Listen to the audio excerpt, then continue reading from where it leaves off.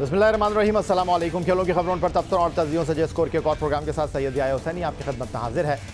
गोल में होने वाले दूसरे टेस्ट में पाकिस्तान टीम तीनों शोबों में श्रीलंकन टीम का मुकाबला न कर सकी।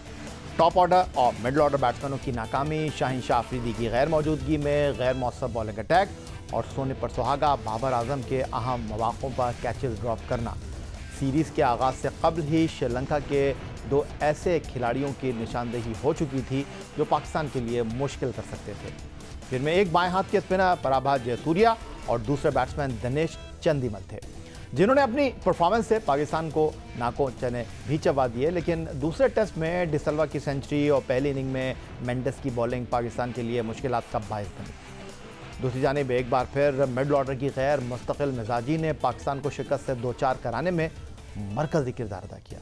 गोल के इंटरनेशनल क्रिकेट स्टेडियम में दूसरे टेस्ट में खेल का 5वां दिन पाकिस्तान के लिए आगाज़ से ही मुश्किलात का सबब बना। पहले इमामुल हक की विकेट की सूरत में पाकिस्तान ने 89 रन एक खिलाड़ी आउट से खेल के चौथे दिन का अख्ताम किया था, तो ये मुबहम सी उम्मीद थी कि शायद पहले टेस्ट की तरह यहाँ भी फाइट बैक कर लेगा। लेकिन इमामुल हक सिर्फ एक रन की कमी से अपनी निफ सेंचुरी ना बना सके और 49 रन पर मेंडिस की गेंद पर विकेटों के पीछे कैच दे बैठे। इमामुल हक की विकेट गिरने के बाद टीम के कप्तान बाबर आजम और नायब कप्तान मोहम्मद रिजवान के दरमियान तीसरी विकेट पर दूसरी इनिंग की सबसे बड़ी 79 रन की शराकत बनी, लेकिन मोहम्मद रिजवान जयसूर्या की गेंद न समझ सके और 37 रन पर गेंद को छोड़ते हुए बोल्ड हो गए। 69 गेंदों पर 37 रन बनाकर विकेट कीपर मोहम्मद रिजवान के आउट होने के बाद दूसरे एंड से कोई भी बल्लेबाज बाबर आजम का साथ देने को तैयार नजर न आया। फवाद आलम अपनी गलती की वजह से एक रन पर रन आउट हो गए, आगा सलमान 4 रन पर आउट हुए और फिर बाबर आजम भी 81 रन पर हिम्मत हार गए। इसके बाद तो पाकिस्तान के टेल एंडर्स भी पवेलियन लौटने की जल्दी करते रहे और पाकिस्तान श्रीलंका के खिलाफ 261 रन पर आउट होकर मैच 246 रन से हार गया और सीरीज़ 1-1 से बराबर। दूसरे टेस्ट मैच में शानदार सेंचुरी स्कोर करने पर डिसल्वा मैच के बेहतरीन खिलाड़ी का अवार्ड हासिल करने में कामयाब हुए, तो बाएं हाथ के स्पिनर पराभात जयसूर्या सीरीज़ के बेहतरीन खिलाड़ी की हकदार करार पाए। जयसूर्या ने 2 टेस्ट मैच की 4 इनिंग में 164.2 ओवर्स कराए, जिसमें 35 मेडन ओवर्स शामिल थे। जयसूर्या ने 414 रन देकर 17 पाकिस्तानी बैट्समैनों को पवेलियन की राह दिखाई।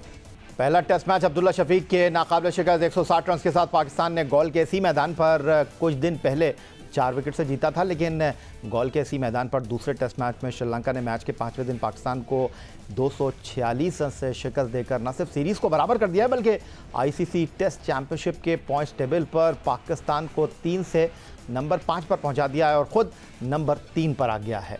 जनूबी अफ्रीका 7 मैचों में 60 पॉइंट के साथ आईसीसी टेस्ट चैंपियनशिप के पॉइंट्स टेबल पर पहले नंबर पर है और उसके बाद जनाब सिचुएशन ये है कि ऑस्ट्रेलिया 10 मैचों में 84 पॉइंट के साथ जो है वो दूसरे नंबर पर है और श्रीलंका अब 10 मैचों में 64 पॉइंट के साथ तीसरे नंबर पर आ गया है। भारत का चौथा नंबर है 75 पॉइंट के साथ, पाकिस्तान का 56 पॉइंट के साथ अब 5वां नंबर पर, वेस्ट इंडीज़ 6ठे नंबर पर मौजूद है 54 पॉइंट के साथ। पाकिस्तान क्रिकेट टीम दौरा श्रीलंका में टेस्ट सीरीज़ जीत तो ना सकी, लेकिन हारी भी नहीं और सीरीज़ 1-1 से बराबर हो गई। मज़ीद गुफ्तगू एक ब्रेक के बाद।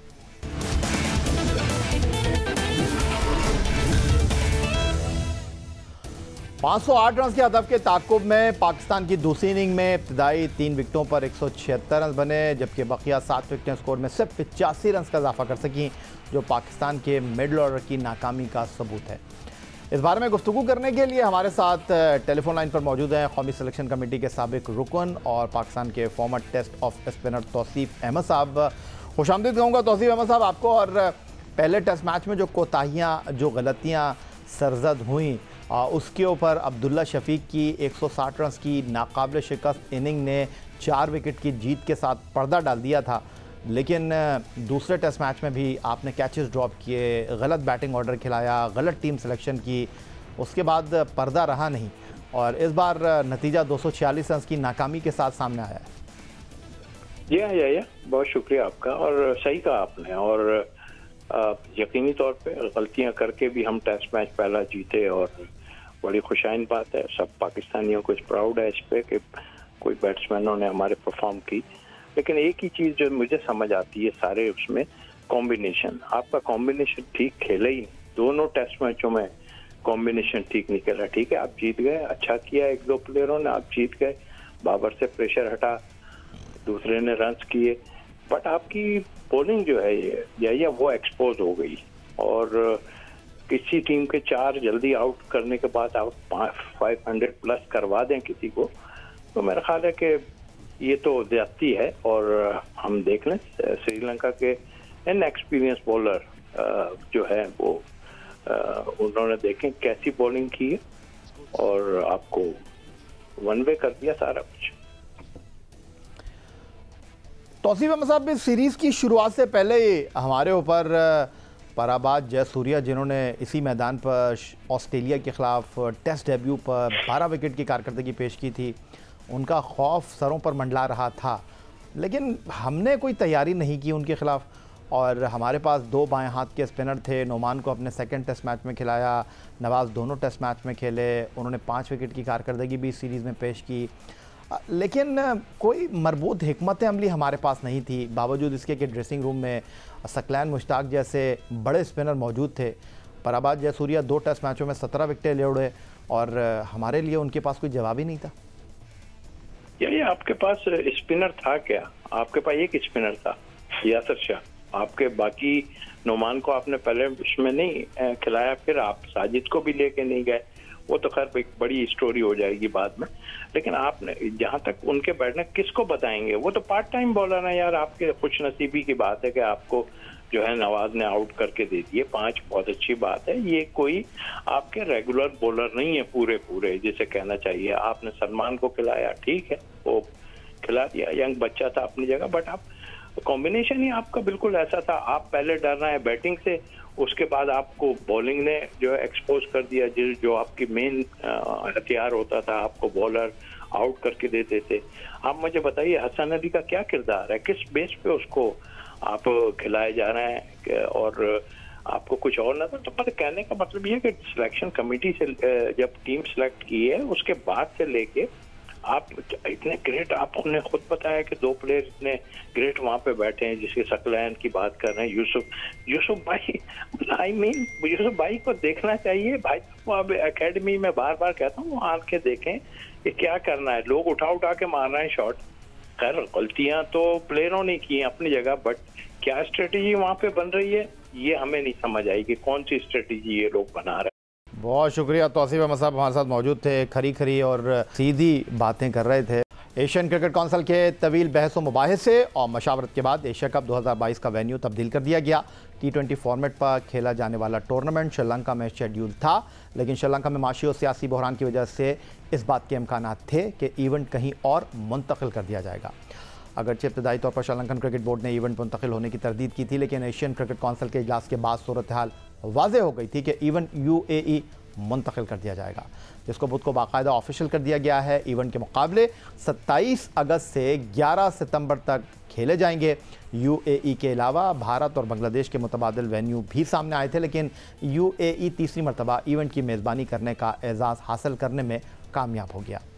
ACC का कहना है कि श्रीलंका में मौजूदा सूरत हाल के हवाले से तफसीली बातचीत हुई, जिसके बाद मुत्तफ़िक़ा तौर पर वेन्यू की तब्दीली का फ़ैसला किया गया। ACC के मुताबिक मशावरत के बाद फैसला हुआ वेन्यू UAE, लेकिन मेज़बान श्रीलंका होगा। एशिया कप का 15वां एडिशन UAE की सरजमीन पर हो रहा है और मेज़बानी के हुकूक श्रीलंका को हासिल हैं, लेकिन एशिया कप का मेज़बान तब्दील होना नई बात नहीं रही। एशिया कप का आखिरी एडिशन 2018 में हुआ, जिसकी मेज़बानी भारत के पास थी, लेकिन भारत में लॉजिस्टिक और दीगर मसाइल की वजह से इवेंट को UAE मुंतकिल किया गया था।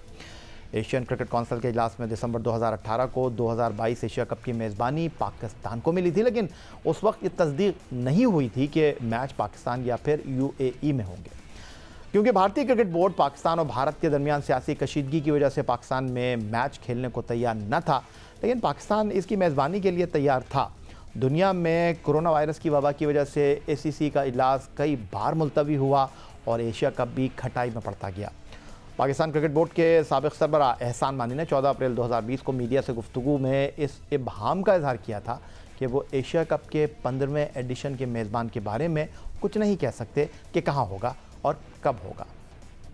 Asia cup is a big challenge, हमें नहीं पता कि अक्टूबर तक, सितंबर तक जब ये खेलना है ये हो सकेगा या नहीं। उम्मीद है कि होगा, और अगर वहाँ उस वक्त हालात बेहतर हुए तो हम लोग खेलेंगे, मगर अगर नहीं हुए तो वो भी एक चैलेंज होगा कि उसके साथ क्या करें, अगले साल क्या खेल सकें, नहीं खेल सकें, नया विंडो कि कब होगा एशिया कप और कहाँ होगा वो अभी हमें किसी को नहीं पता। बिकॉज हमें ये नहीं पता कि हालात कैसे होंगे और जब होना है, तो वंस उसमें जब एक क्लैरिटी आती है तो फिर बैठ के बात करेंगे। ये अच्छी बात है कि पिछले साल एसीसी ने अपनी कुछ कमर्शियल कॉन्ट्रैक्ट्स रिन्यू करने थे, वो कर दिए।